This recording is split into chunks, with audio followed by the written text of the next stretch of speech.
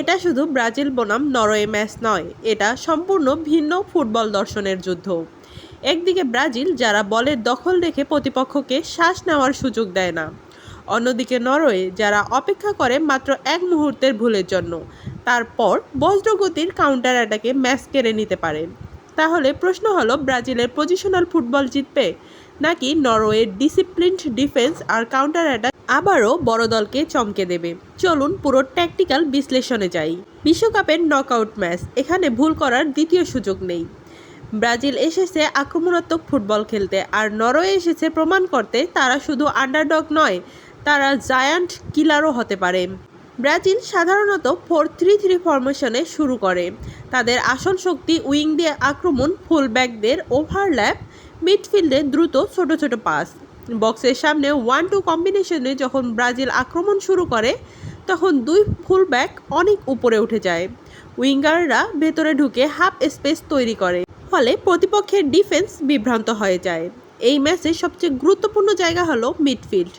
Brazil চাইবে বল ধরে রাখতে, ম্যাচের গতি নিয়ন্ত্রণ করতে, নরওয়েকে দৌড় করাতে। অন্যদিকে নরওয়ে চাইবে ছোট ব্লক রাখতে, মাঝখান বন্ধ করতে এবং ব্রাজিলকে সাইডে খেলতে বাধ্য করতে। নরওয়ের ডিফেন্স অনেকটা 4-4-2 মিড ব্লকের মতো। তারা হাই প্রেস সবসময় করে না, বরং অপেক্ষা করে যেই মুহূর্তে ব্রাজিল ভুল করবে সঙ্গে সঙ্গে বল কেড়ে কাউন্টার অ্যাটাক। এই ধৈর্যই নরওয়ের সবচেয়ে বড় অস্ত্র।